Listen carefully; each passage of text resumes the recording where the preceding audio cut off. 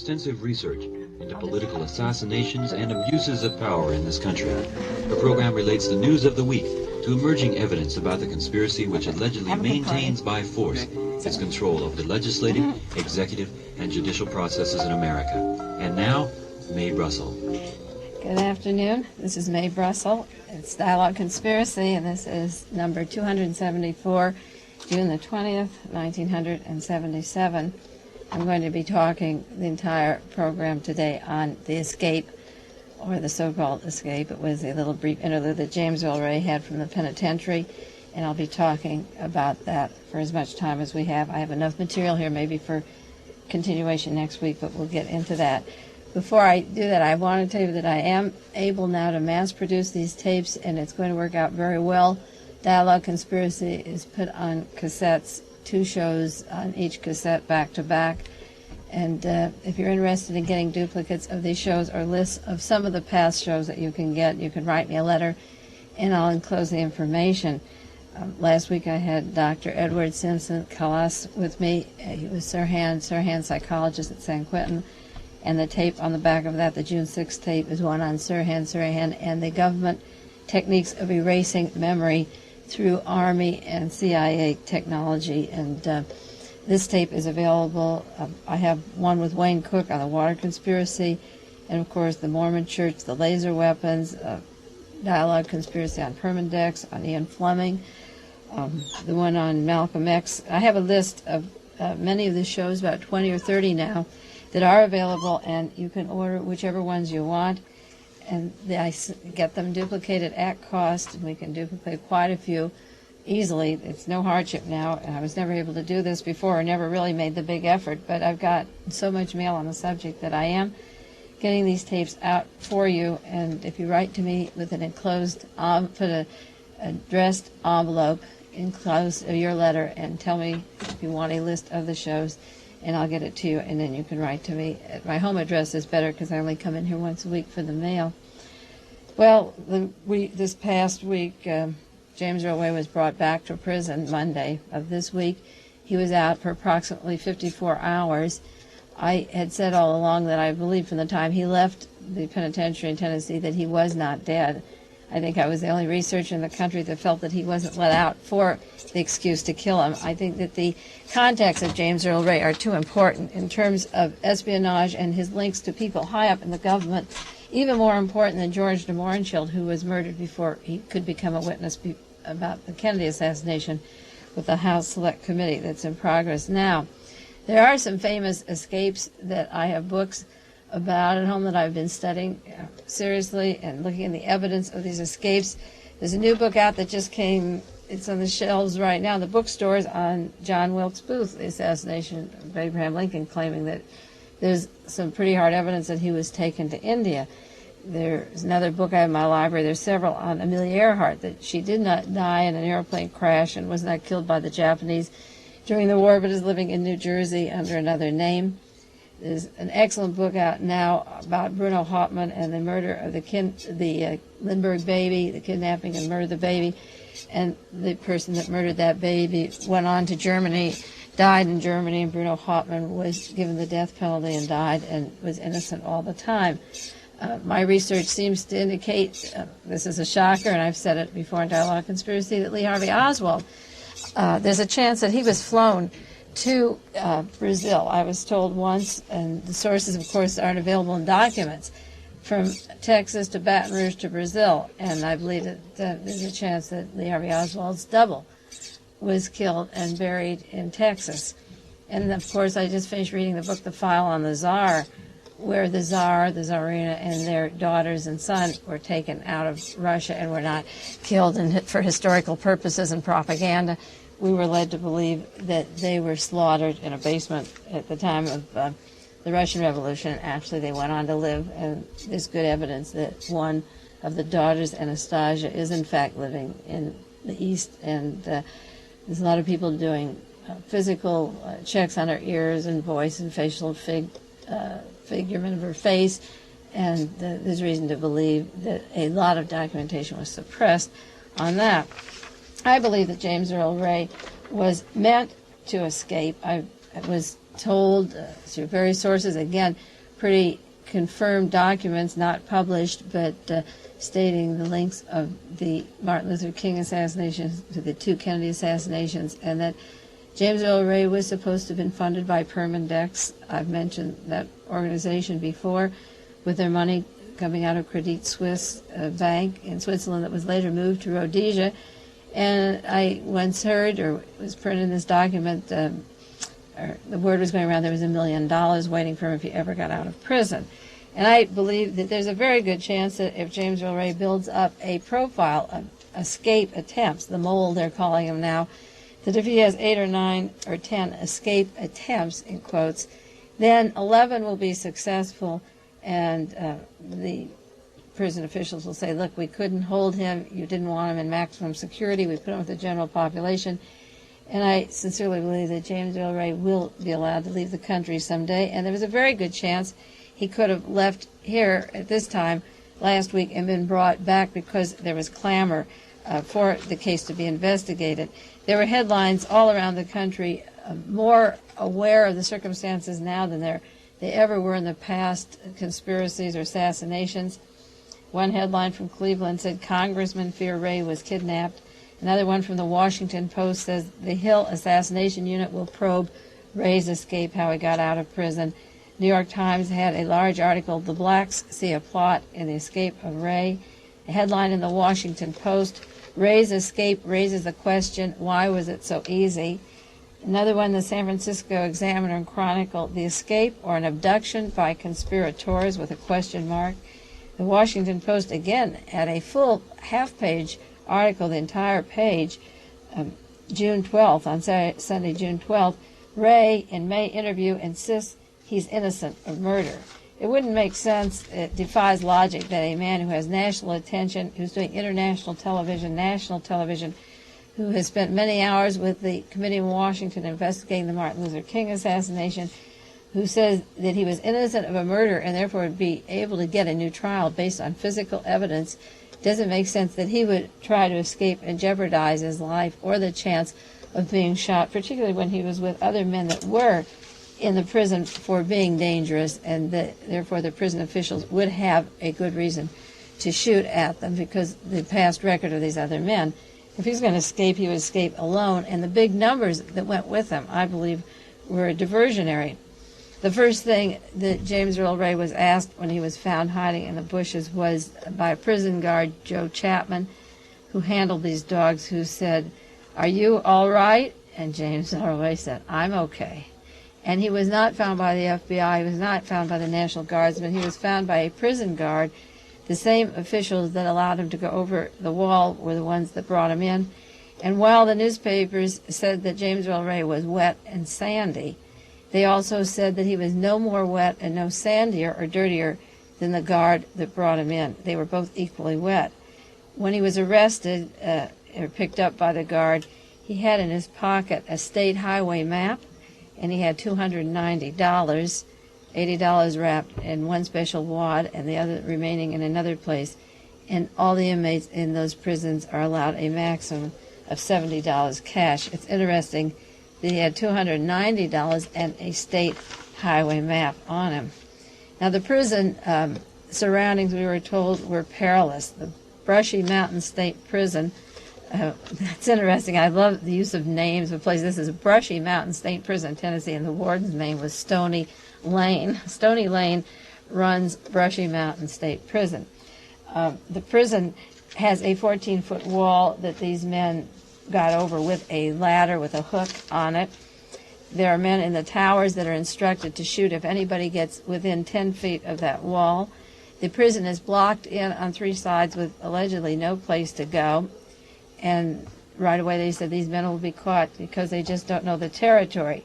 There's rock quarry border all around them. There was 90-degree heat.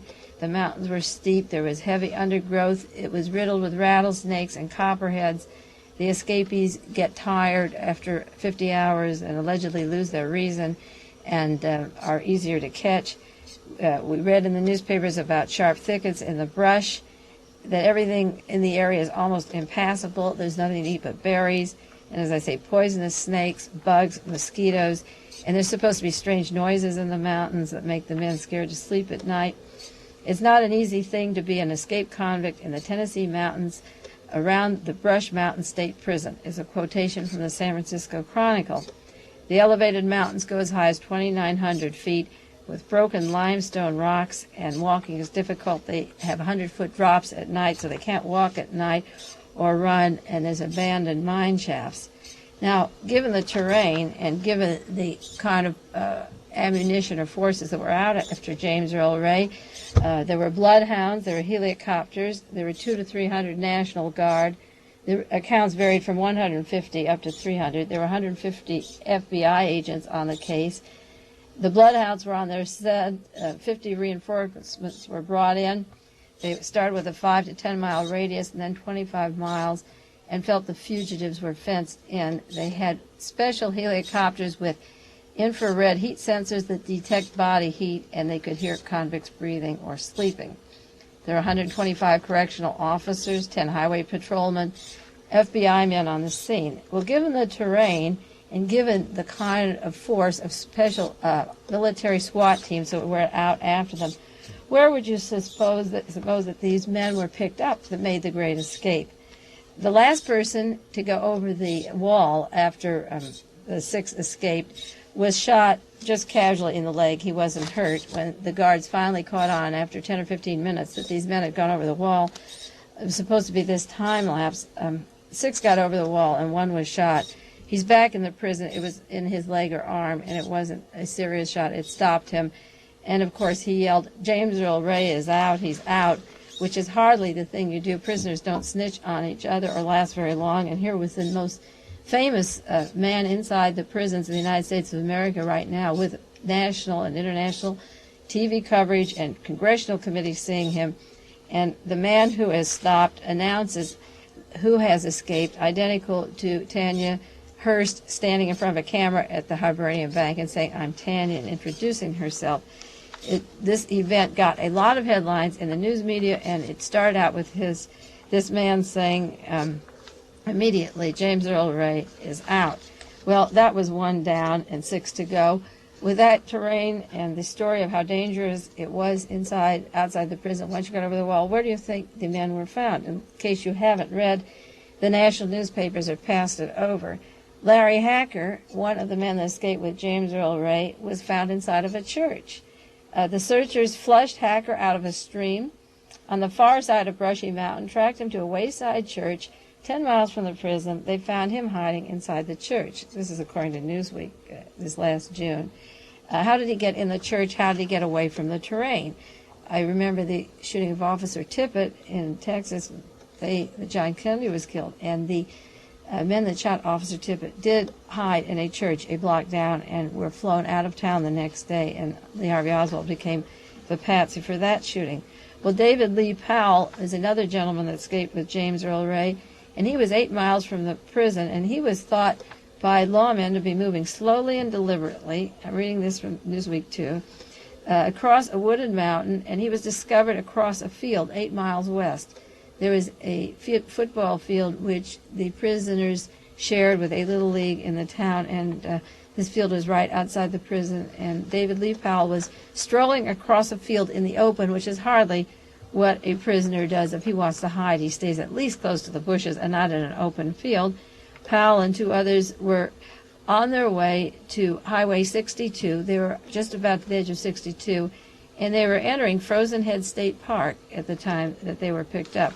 That's interesting because when James Earl Ray escaped from Missouri, he went to a trailer that was waiting for him that had wine, and the door was open, and he stayed there overnight before he went on up to Canada, Illinois, and then Canada. Well, David Lee Powell and the others were on an open field, and then they went to Highway 62 and were entering a state park when they were arrested. Douglas Shelton, 32, was found in a van. He was sitting in a van that he allegedly stole on the state highway. He was supposed to run off the state highway over an embankment, and the guards gave him a chase. But how long had he been driving a car? How long was he in prison?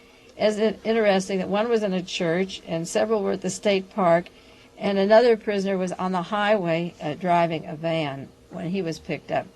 Another prisoner, Earl Hill Jr., that escaped with James Earl Ray, was walking in an area, and the authorities were told that people living in the area saw three strangers.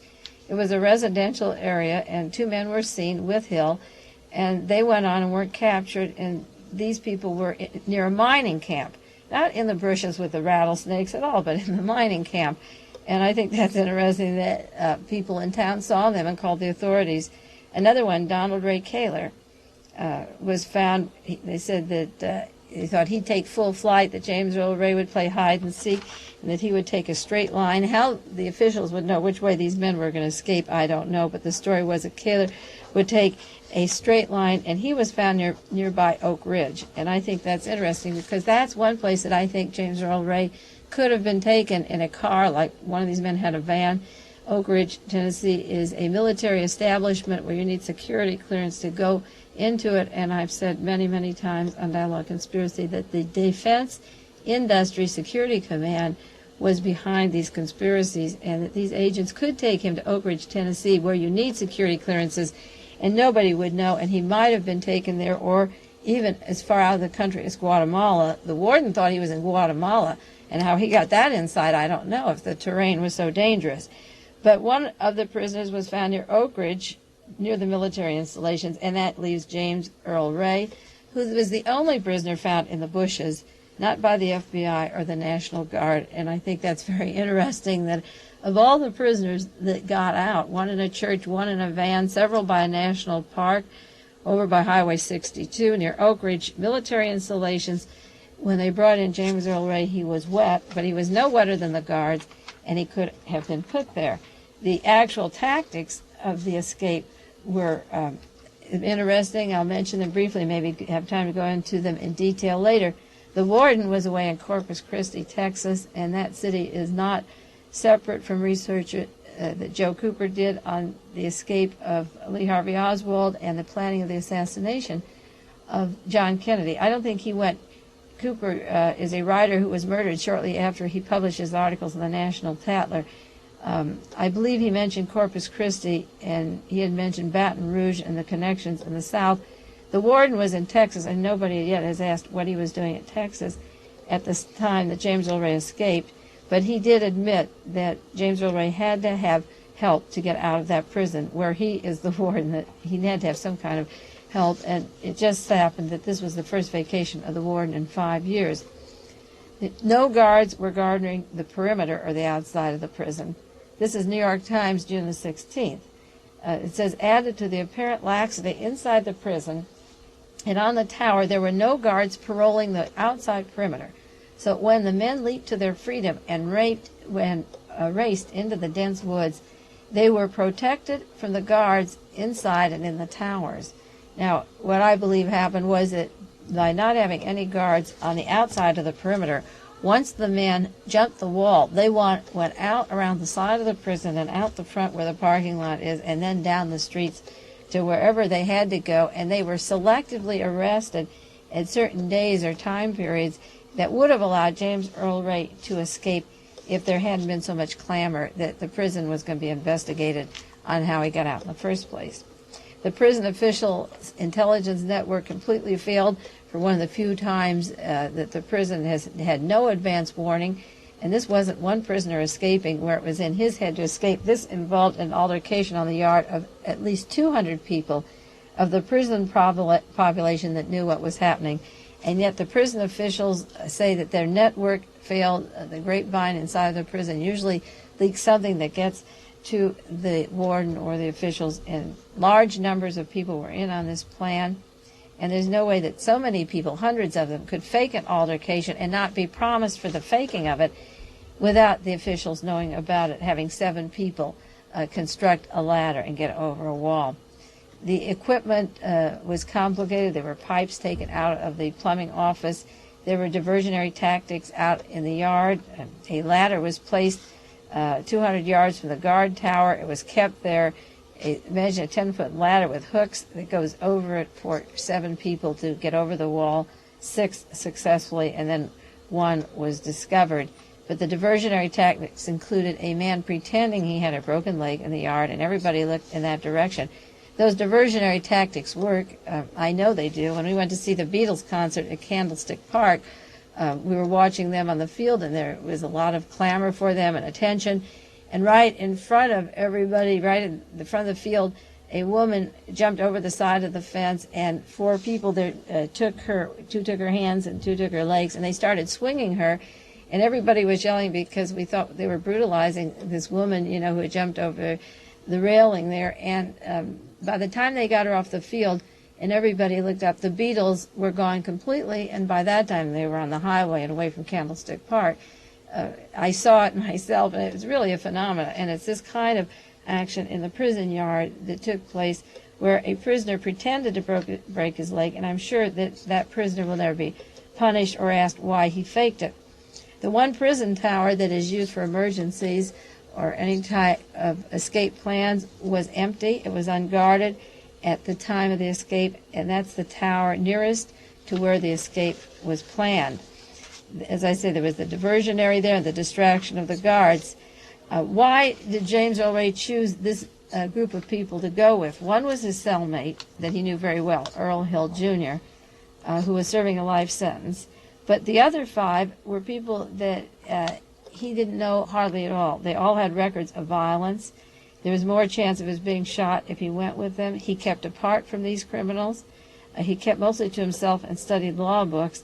Why were these five others going with James Earl Ray? What confidence would he have in them? I believe that this one man was the ringleader, was allowed to make the pipes and the ladder to go over, this Larry Hacker, who worked in the plumbing department, and that they spaced this large number of people so they could catch one and one and one and allow him to get away, again, if there was that public clamor.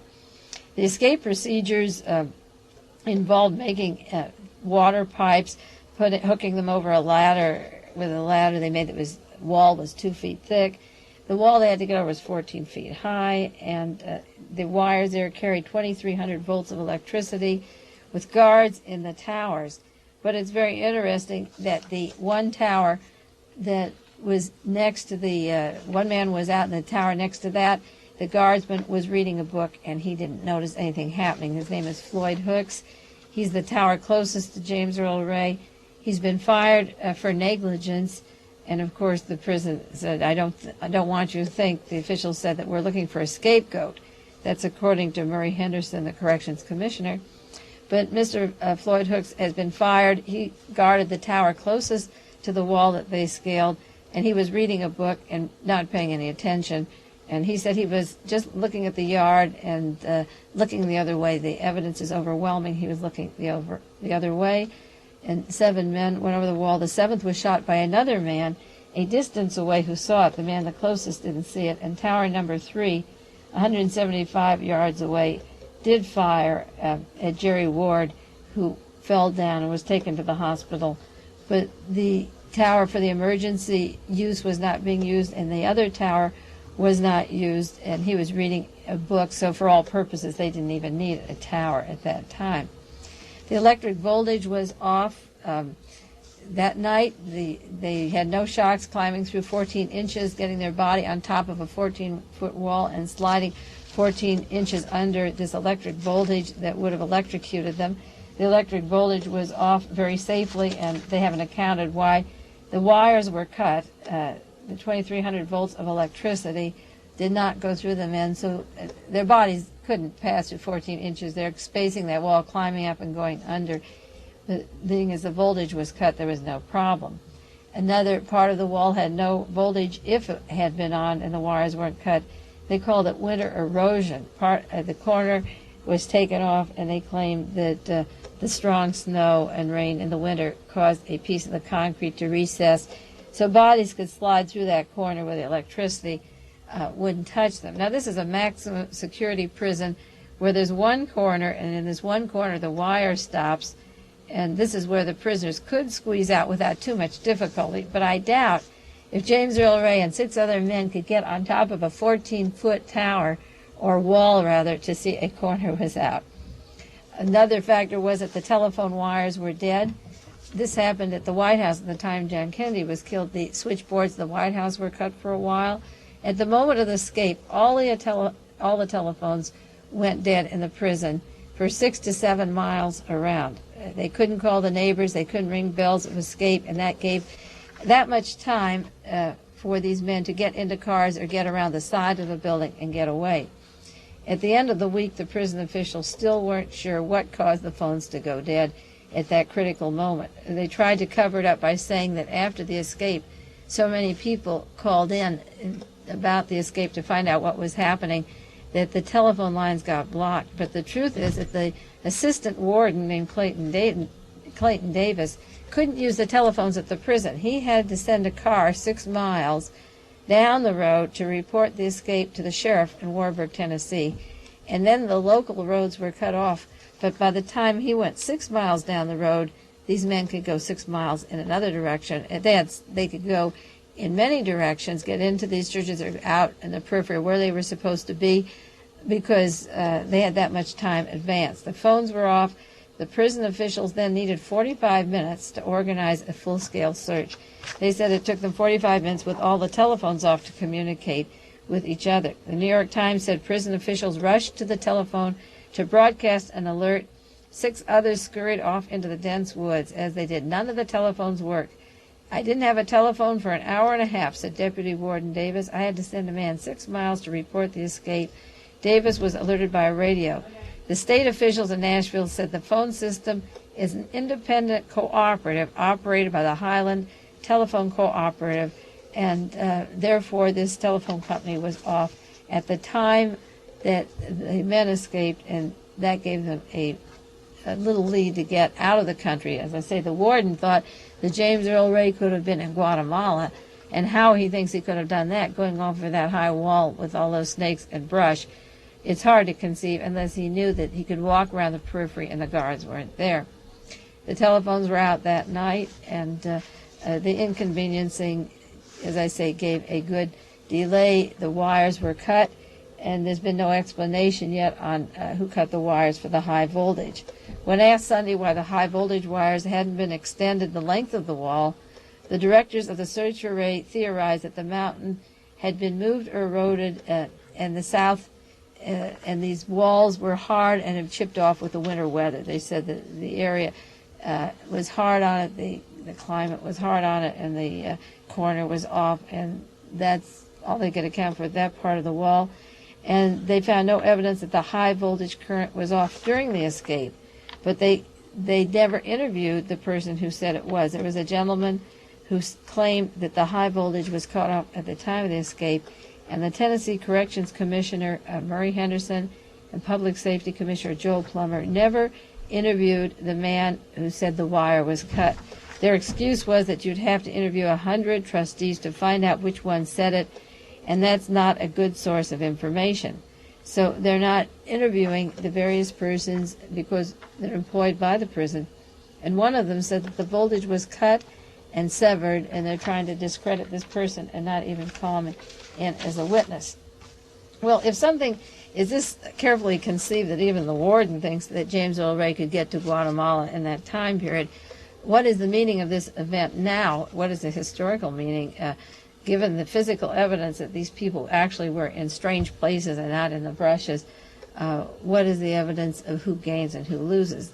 You have to look at the time slot of the escape of James Earl Ray. It took place in the week of June the 6th to June the 9th. At June the 6th, the New York Times did a shocking thing in running a full-page, practically full-page article about the Assassination Committee in Washington, D.C. that's investigating the killing of Martin Luther King as well as the killing of John Kennedy, President John Kennedy.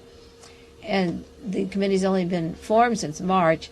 This is June, and the New York Times has been a conduit of suppression of news, of this kind of news, for many, many years, particularly since they published the notorious Warren Report. New York Times came out with an article discrediting this committee. And that's on Monday, and on Friday, the primary witness for the case that they're discrediting gets out of a maximum security penitentiary in Tennessee. Thursday night, this was the same week, on June the 8th, Geraldo Rivera had an interview with Mark Lane and Dick Gregory, and an FBI agent by the name of Mr. Murdoch, who's retired from the FBI, who claimed that the FBI was capable of killing Martin Luther King and he gave some pretty hard reasons why he believed that they were glad the king was dead and that they could have been part of it. So that June the 8th, Mr. Murdoch is on national television, coast to coast, talking about the conspiracy to kill Martin Luther King. And then on Friday, 2 nights later, James Earl Ray has escaped from the prison. And this man claims that he did not kill Martin Luther King, which would confirm what Mark Lane and Dick Gregory have written about in their book. So they promised, I believe, James Earl Ray these goodies, get him out, and at best there'd be no way to confirm this information because he wouldn't be around for the committee. As I say, the only reason I think he was brought back was because of the public clamor and the headlines. Now, there's definitely a conspiracy to get James Earl Ray out down the line, as I say, with the warden's suspicions of where he was and the physical part of the lack of guards and where the men were found. Representative Louis Stokes of Ohio said that considering all the coincidences, including the vacationing warden, if there was outside participation, it was for 2 reasons. One, either Ray would get out, be gone, never seen again, or they would kill him and lure him out for that purpose. Now, I believe that there are 5 or 6 reasons for this, and that Stokes cannot limit the purpose of the so-called escape to 2. I think they would have liked Ray to get out if the method of his getting out hadn't been so obvious and so many people hadn't caught on. I believe that they wanted him out of the country because Congress is investigating the Martin Luther King assassination, but this would add fuel to the conspiracy theories because people jumped on the bandwagon in the same way they did when President Nixon fired his team of investigators of Watergate and he was forced to get another prosecutor. What happened now is that James Earl Ray will be put in a federal prison, which will be easier for the federal government to watch. They can poison his food. They can have him killed like Valachi. He's compared himself to Valachi. They brought him home because of the clamor, but they were capable of getting him out of the country if America stayed lethargic or indifferent. There's also the very good possibility that this is the dry run for another escape that will really happen. Then Ray will be gone for good. If the committee presses for too hard, if Ray doesn't want to be confined, or if Ray really starts to talk, and his recall comes back, if you give him a reputation for being a mole, for getting out 5 times, 6 times, 7 times, if he goes the 8th time, they'll say, well, this time he did it. We know that Mr. Carlos, the notorious terrorist in Europe who's escaped many times from events and murdering of agents, who I've claimed is an agent provocateur, has not been found, and the mole who dug under the safe deposits in Nice and got millions of dollars jumped out of a window in the police department at the time of a hearing a few months ago, and he is gone, and his millions of dollars are funding secret armies around the world. These terrorists and people associated with these assassinations have a very good way of escaping in the hands of police and authorities. So now that Ray is a problem to the Tennessee prisons, they can put him into another prison if they have to, and I think it's a dry run with every possibility he will be out. He's not going to be there until he's 72. Another thing that can happen is that the conspiracy researchers can be put down. They were all yelling that Ray would be killed and that he would be murdered on the outside and he would be shot, and this is why I was so cautious about it, because then the editorials come back and say, see, some people see a conspiracy in everything. There was no conspiracy in the James Earl Ray case. He went out in the bushes. He spent 54 hours. He's home. He added 3 years to his sentence, and that's all there is to it. As I say, it was Governor Ray Blanton had an interview with the governor of Tennessee, and this is what he told the press. He said there were 2 possibilities on Ray's whereabouts. That one, that he's connected with a design plan that could put him in Guatemala, or he could still be in the area. Now, given the prison terrain of a maximum security prison, I think it's pretty interesting that the governor of the state of Tennessee thought immediately that James Earl Ray was in Guatemala. I'm sure that he knows quite a great deal about the case that many other people would not speak about or venture out to say, because, as I say, he knows the terrain of his most ferocious maximum security, and his possibility was that he was still there, but he didn't say where. He could have been at Oak Ridge, and he could have been in the church, and he could have been in the van. There are a lot of places where he could have been. The escape plan, as far as the investigation goes, is limited to what they call an inside conspiracy. and this is why I don't have any confidence in the committee in Washington investigating these assassinations. They say we're convinced it was an inside plan, meaning no grand plan like the CIA or the Defense Intelligence Agency, but every guard who takes care of the prison goes home at night. He works 8 hours a day and he goes out at night, and there's guards who have worked with the intelligence community continuously. They do in California, and I know they do in Tennessee, and even the guards that had the bloodhounds that were looking for James Earl Ray, they would work 12 hours, and I read go home, take a bath, and be with their family and sleep and go back 12 hours. So if the wires are cut in a prison, I'm sure that the high voltage wire isn't left to a prisoner to cut. I'm sure that making ladders with pieces of the plumbing and leaving them in the yard till you're ready to get over the wall and not being seen by the guards is an inside job. Sure, the guards are inside, but they know someone on the outside that's letting it happen. It's very unusual for guards to be reading books when they're supposed to be seeing if any man comes within 10 feet of a wall. It's unusual to have the phones cut, electric wires cut, the perimeters off on the outside. It's unusual to have men, as I say, found in a church, in a van, at a state park, near a military installation, and not believe that the guards, who also live on the outside, could have some part in this plot. Because there's no such thing as an inside conspiracy. It's not a monastery where they take a vow and never come out. The guards are outside people, and they're only in a short time, and there are a lot of people that work for promotions and do things on the inside in order to get out. I remember a letter I got from Soledad. Well, there were several of them, particularly at the height of the SLA, when they were looking for Patty Hearst.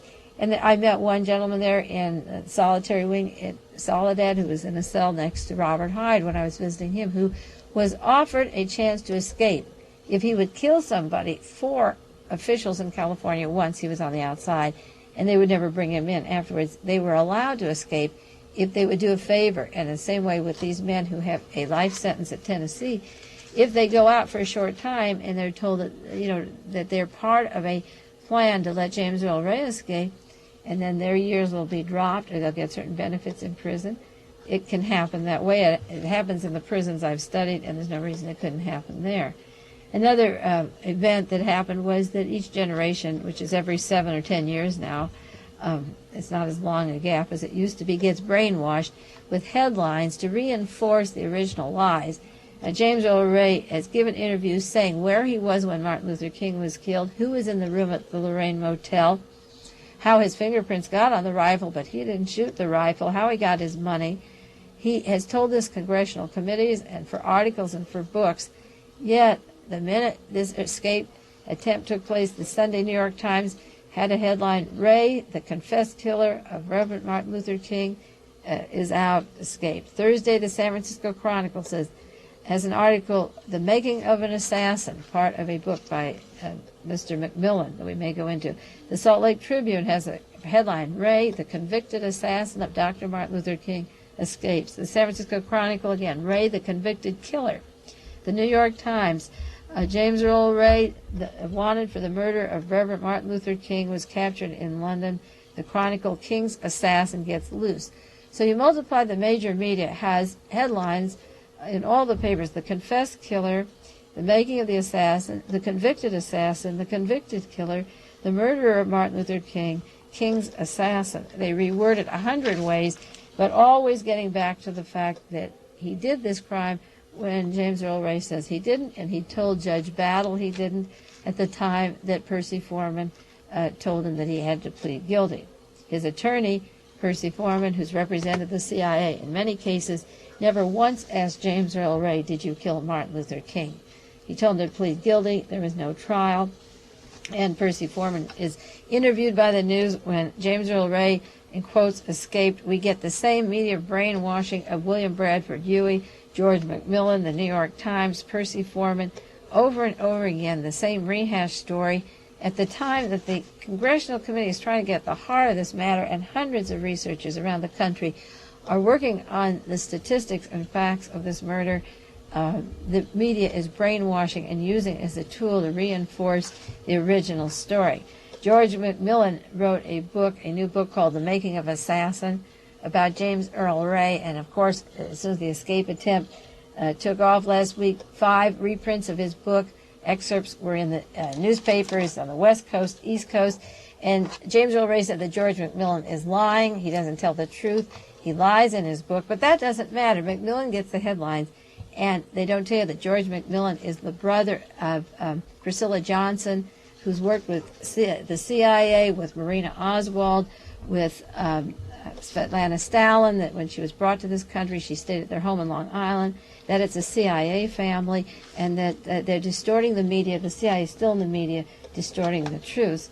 Well, I have so much material here on James Earl Ray's escape, on who gained and who lost, and the 45 minutes are up, so I will go into it a little more next week, I believe, because some people gained by this attempt and some lost. I believe that James Earl Ray was taken away from the prison and was safe, brought back the rainy night on Sunday and picked up by the same guards because the pressure was on the guards. Therefore, they took him out of the hands of the FBI or the National Guardsmen, brought him in the prison, and we will see a successful attempt. He will get away and escape and pull in those notorious dollars that they have, which, as I said, I think it's supposed to be $1 million. And James Earl Ray someday will successfully escape. But in the meantime, the Congressional Committee and the researchers are put down, and we can be told, see, there was no conspiracy. He's back in the hands of officials, and he wasn't killed. This is Mae Brussell and Dialogue Conspiracy. I'll see you next week.